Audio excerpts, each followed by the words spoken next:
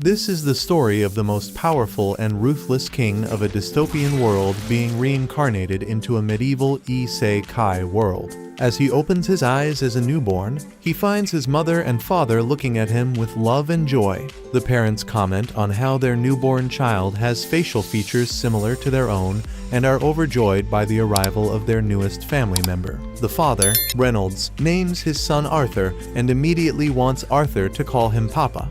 However, the mother, Alice, thinks Arthur is too young for that. While the two young parents are goofing around with their new child, Arthur wonders who these two people are and why they are claiming to be his parents. If they really are who they claim to be, that would mean he somehow died in his previous life and has been reborn with his memories intact. Arthur looks at the starry night sky, not believing that after his countless victories and world domination, he's been reduced by the gods to a powerless infant. He is embarrassed, to say the least, and the fact that he has to go through the process of birthing is giving him second-hand embarrassment. Arthur doesn't hate his current life, as both his parents are taking good care of him, but he is still displeased. He doesn't want to wear diapers, and he also has a constant sense of fear that someone might hurt him. All he can do to keep his guard up is clench his fist.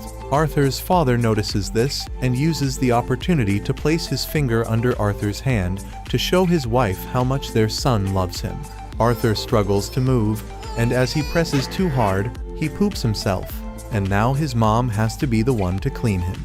The embarrassment almost makes Arthur want to cry. He wants this bizarre dream to end, but unfortunately, this is the harsh reality he must face from now on. Putting that aside, Arthur witnesses something even stranger. His dad is able to conjure magic and use it to boost his strength. His mom also possesses magic and uses it to heal his dad, making Arthur wonder how magic works. As it is a power he has been unfamiliar with in his past life, he is genuinely fascinated by magic and wants to see more.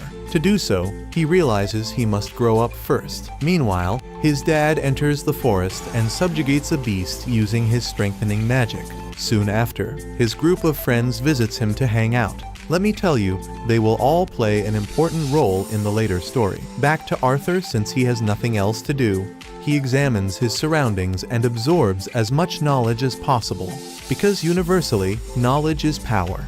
Reynolds comes back home after the hunting session, and Arthur wonders if he is now in a society where every single individual is allowed to own weapons. If this is the case, it means there is a level of danger outside that has made it so. Arthur believes it's only reasonable for him to obtain powers as quickly as he can to adapt to this world. Arthur has many questions, which he unfortunately cannot ask yet.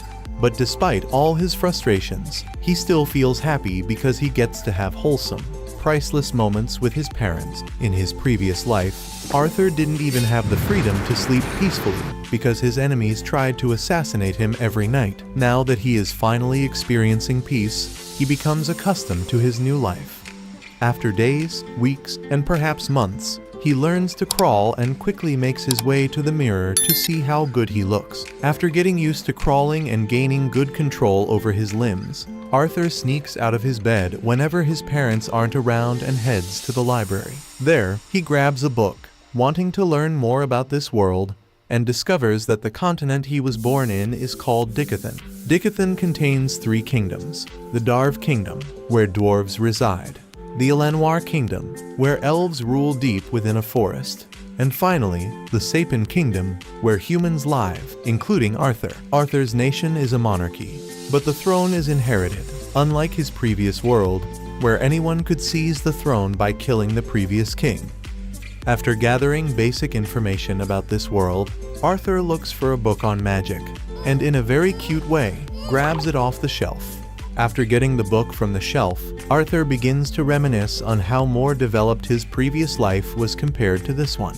The book he had taken from the shelf was to make him understand why this is so. He intends to study magic, which the people of this world referred to as mana. This can only be passed down from generations to generations and can be seen in just 1 out of 100 people. Furthermore, only 2 forms of mana exist in the world, and they are augmenting, which involves enhancing the body's abilities with mana, and conjuring, which involves projecting mana and controlling it however the conjurer pleases. While reading this, he is reminded of his mother's abilities earlier, which clearly proves that she is a conjurer.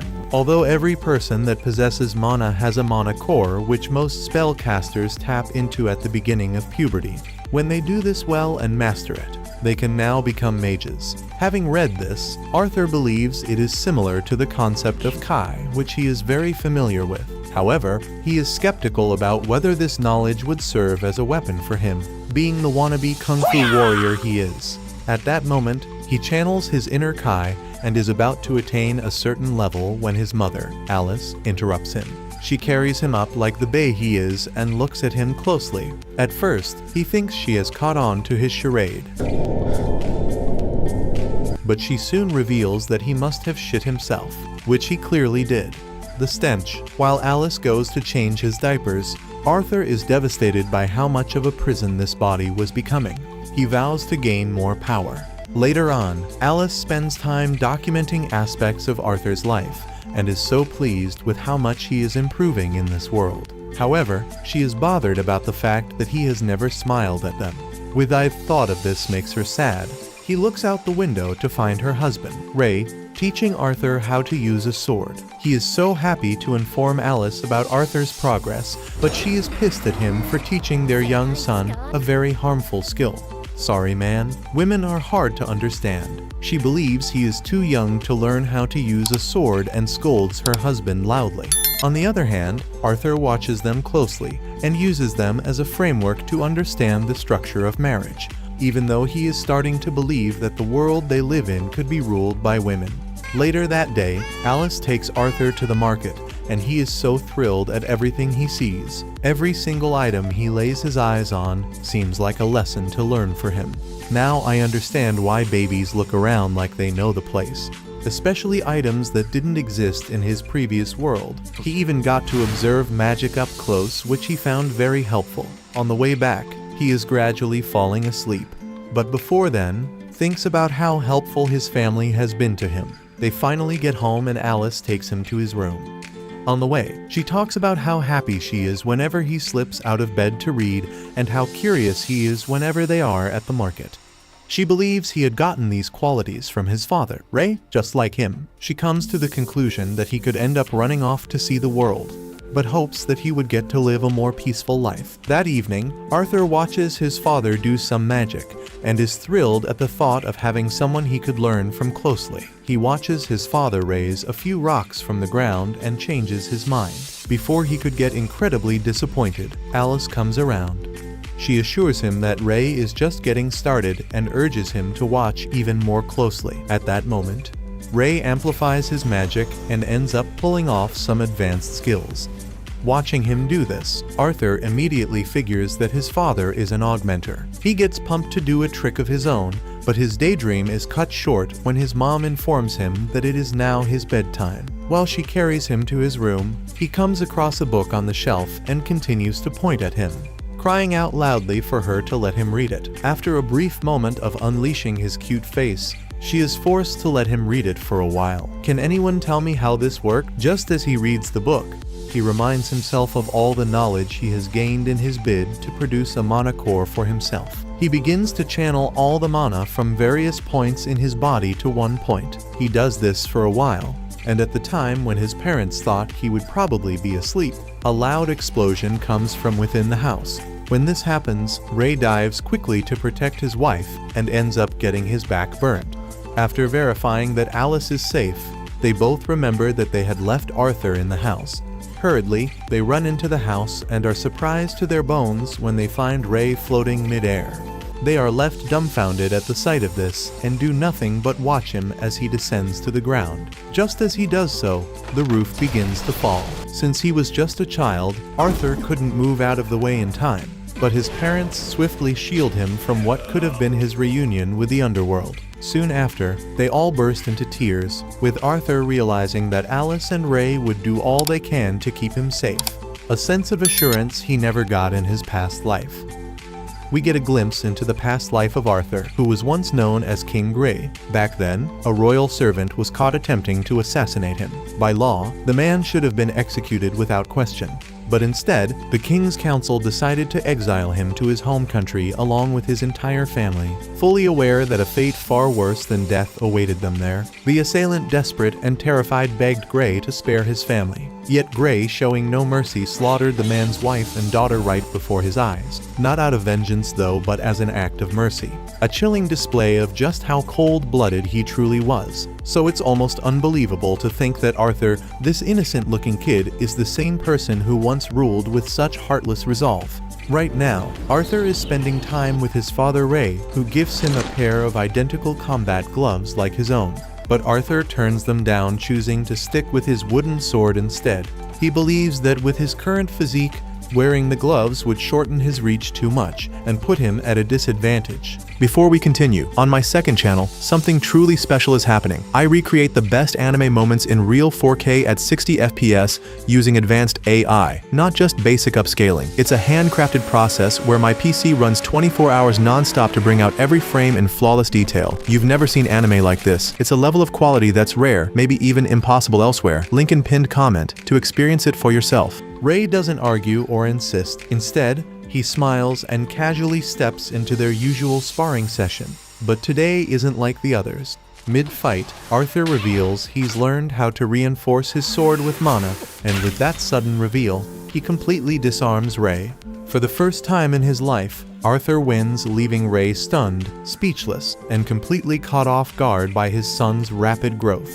Later at dinner, Ray decides to get Arthur a proper instructor, having realized that he will be hindering his son's progress if he doesn't. Arthur's mom Alice stands against this decision as she knows that getting Arthur an instructor means he'll have to leave their hillside home and go far to the city alone at the young age of 4. Ray still insists, telling Alice that Arthur is now able to enhance anything with magic, and states that it's for his future.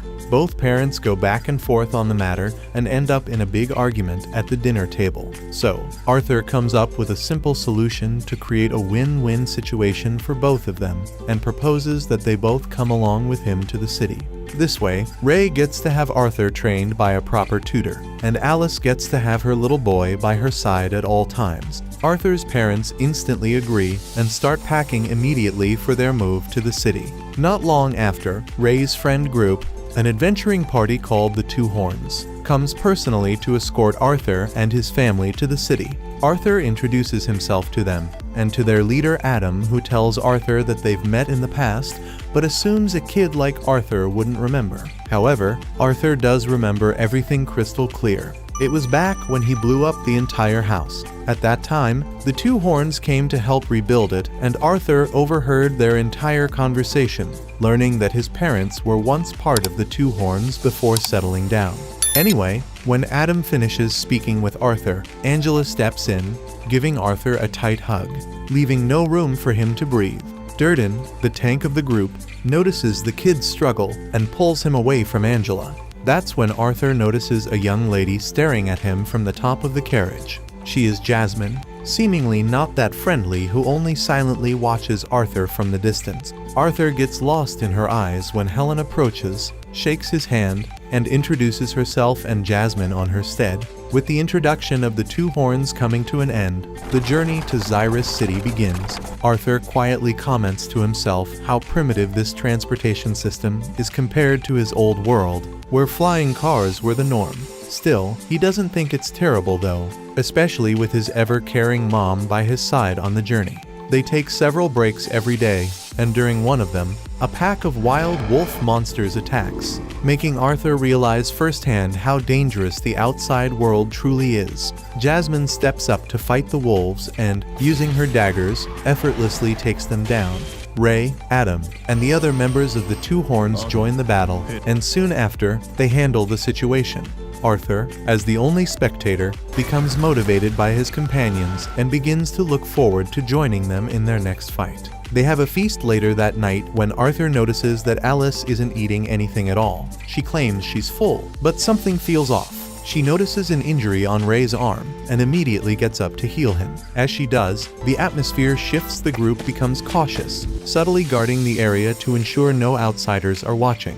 It becomes clear to Arthur they are only taking precautions because healing magic is rare and highly sought after in this world. Apparently, the sole reason Ray and Alice have been living alone in the scarce hillside is to keep Alice's healing abilities hidden from prying eyes. After the feast, Adam borrows Arthur from his parents, wanting to spar with the boy to see if he's really as skilled as Ray claims. The rest of the group is just as curious about the child prodigy's potential, so they gather around, creating an unexpected crowd. Arthur, only 4 years old, wonders if none of them are even slightly worried about him. Regardless, this marks Arthur's first sparring match against someone other than his father, and unlike Ray, who only used a wooden stick, Adam is wielding a real spear, albeit covered with bandages. As soon as the duel begins, Adam wastes no time enhancing his spear with mana. Arthur responds by doing the same, but takes it a step further, channeling mana into his feet to boost his speed dramatically. In a sudden blur, he darts forward, landing the first hit before Adam can react. Right after, he slides cleanly between Adam's legs and creates distance, leaving the entire group speechless at his incredible speed and precision. The fight intensifies. They clash head-on, but the power gap becomes undeniable. Arthur, with no raw strength, is completely and quite literally is blown away by Adam's strike.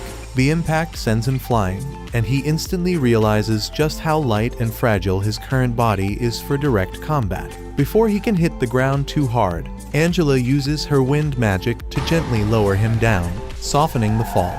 Durden quickly steps in, reprimanding Adam for going too far against a little kid, reminding him that he was supposed to hold back.